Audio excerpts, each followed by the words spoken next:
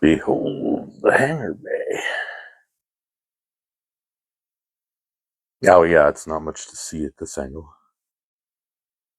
Let's pull the lid off here. It's not, ceiling isn't ready to go on yet because I still have to paint the turbo lift thingies. But otherwise it's almost ready to go. One thing I still need to do, peel off some masking tape before I painted these. I masked the glue edges. Anywhere where 2 points were going to be joined with glue, I masked it so that I don't have to scrape those areas later with a razor blade. Anywhere pieces of plastic glued together, I masked off the glue lines on both sides, on both parts. And some of these are hard to do when you have enough fingernails. There are areas you know you're going to be applying glue. You know you're probably going to be scraping paint off of. Mask it. Mask it off. I'm only using 2 of the Workbees because I think all 6 would be way too cluttered. And there are only photo etch parts for 2 Workbees. The mechanical arms are minuscule and nerve-wracking to work with. And I'm frankly surprised I managed it without destroying them. So, score 1 from me. Try and get a good focus here if I can. If I can. Depth of field is crap. But boy, that interior really lights up. And that's just using the illumination from my desk lamp. There's no LEDs in there at all. That's all just coming from the desk lamp. One thing I wanted to point out here on the lighting, we have 2 sections of ceiling lighting clear plastic parts. This section here is one big section, and then this section here is its own section. I want to point out that with that 2.7 millimeter cob strip, I can get 3 segments in here fitting perfectly, and 1 segment on either side is just right for here. But for this section, 2 segments is just a little too short, and 3 segments would be way too long. So I left it at 2 segments. Come on, focus you. But I put the end way down here at the forward end and left the unlighted gap here at the aft end, because it turns out correctly surmised that the dim section would be a lot less noticeable here at the aft end of the light strip than it would be at the forward end. If you look in, it's virtually impossible to tell where the end of the strip is.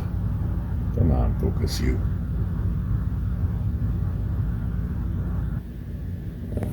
Those turbo lift shafts, whatever the hell they are, in this one of them was bowed really badly. It was a little banana shaped. Fortunately, I was able to orient that one so that the bow went fore and aft like this, so you can't see it. The real challenge was getting them painted and light blocked so that the light only comes through the little slits. The other issue is getting light in the things, because just a single blue LED shining down from the top did nothing at all. What I did was I took each of those turbo shaft parts and I used my Dremel tool to cut a trench all the way down what would be the forward wall of the turbo lift shaft, deep enough into that wall to accommodate a piece of that blue cob strip that I have. And I embedded a segment of that blue cob into each turbo lift, and it was just the right length. It was just not even a millimeter too short to go the entire length of that turbo shaft lift and fit in that slot that I cut. And then I just wired up to them at the top and fed the wires up through the ceiling of the cargo bay. I did make a lighting component to go over these side windows, but then I went back and double checked, and every single reference image that I found shows those windows unilluminated. In Star Trek the Motion Picture, it's the only place you really get a really good look at them is in Star Trek the Motion Picture. There was one little issue with I'm gonna say it's because of how I installed the photo etch. It might be because of the way the kit segments fit together, but I ended up with gaps right here on either side. So there's a slight gap there between the bottom edge of the photo etch and the flight deck. So what I ended up doing was I cut a couple of little slivers of, what was it, probably 30 thousandths styrene, and I painted them blue to match the flight deck, and I put a little glob of gel super glue in that gap from the outside. I kind of worked it in so it kind of bulged into the interior here. That stuff gives me a really nice long work time. So I was able to get each of those little painted slips of plastic back in there and into place and embedded into that little bitty blob of gel super glue, and it formed a step, a perfectly natural looking step from the flight deck up to this catwalk on either side, and it filled in the gap. We've got a problem, you see. We've run into one last little issue as I was putting the final touches on the hangar bay assembly. Thanks to my stupid fat hands, I ended up putting a tiny little nick in the fantail right there. It's barely perceptible to the human eye, but it's perceptible enough. So what can I do to fix that? I think I can dismiss the idea of matching the paint, because that particular color I mixed by hand, it's 50% flat light blue and 50% gloss dark blue, and I can get the proportions approximately 50-50 again, but without a computer reading the color and measuring out the pigments, there's just no way I'm going to color match that. So thought of something else rather than try to dab some paint on there or something. Maybe there's one of these here decals on this old decal sheet.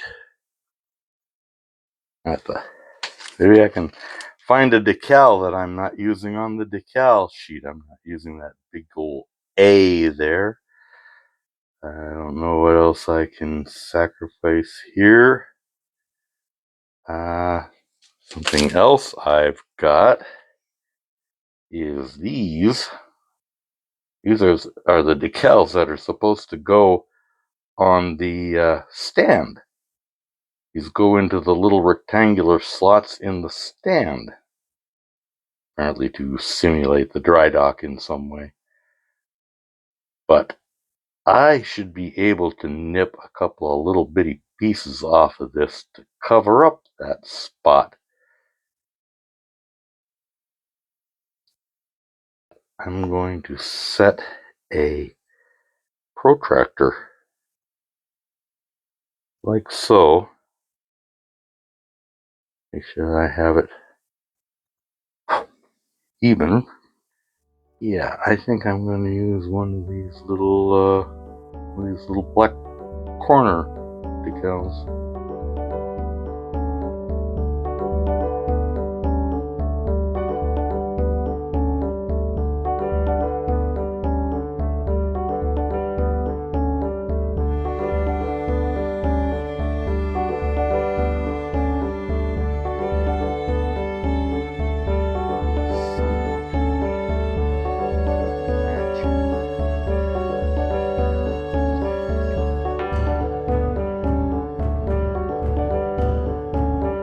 There.